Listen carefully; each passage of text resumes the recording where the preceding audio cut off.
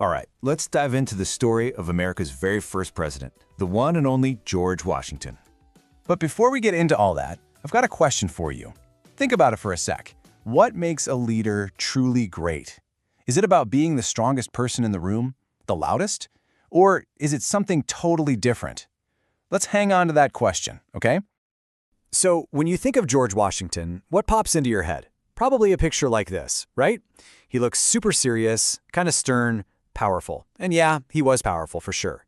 But his real story? Whoa, it's way more interesting than just the guy on the dollar bill.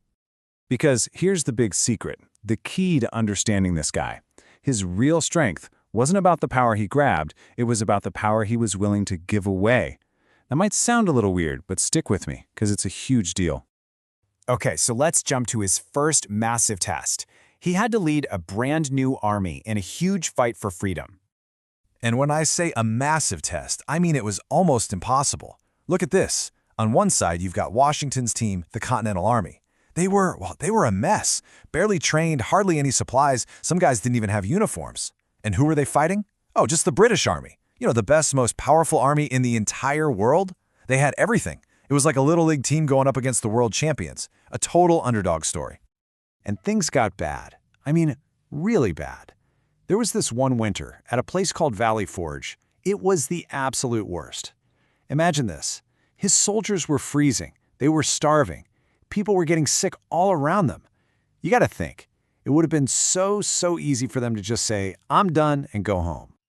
And that's where you see Washington's real genius. You know, his biggest win in the whole war might not have been a battle at all. It was keeping that army together. His main job, his most important job, was to be the glue, to keep them believing, to keep them from quitting when it felt like there was no hope left. And somehow, he did it. He kept them going. So, after all that fighting, guess what? The impossible happened. The underdogs actually won.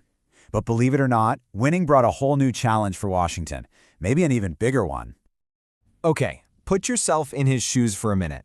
You're the hero, you just won the whole war, your army loves you, the entire country thinks you're the greatest thing ever, you have all the power. So, what do you do next?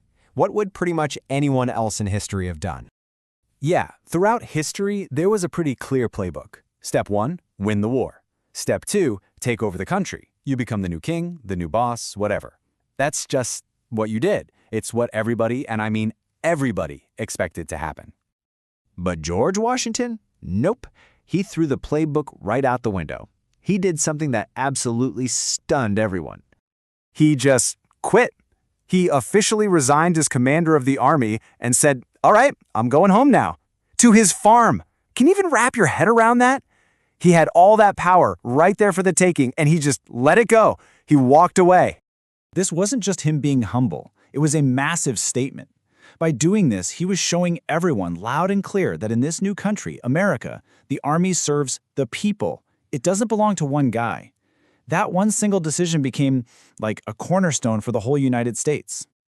Of course, his vacation didn't last forever. The country needed him back. And this time, it was for a job that literally didn't exist yet. A job nobody had ever done before.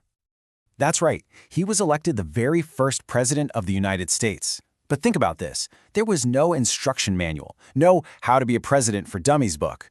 Every single move he made, from the big decisions to the little things, was going to be the example for all the presidents who came after him. Talk about pressure.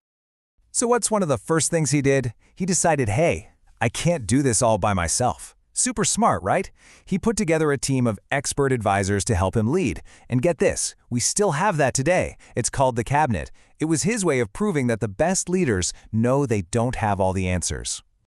And in everything he did, he was super careful. He knew people were nervous. They were worried that this new president's guy would just turn into another king. So he made sure to act with caution. He wanted to show everyone that this job was a huge responsibility, not a prize, and that this new government was something they could actually trust. All right, this brings us to Washington's final big test. And you could argue this was the most important one of all. This is the one that really sealed his legacy.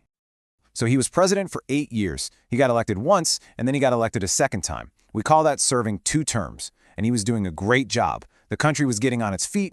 People liked him. So could he have just kept going? Was there anything stopping him from running for a 3rd term or a 4th? Oh yeah, totally.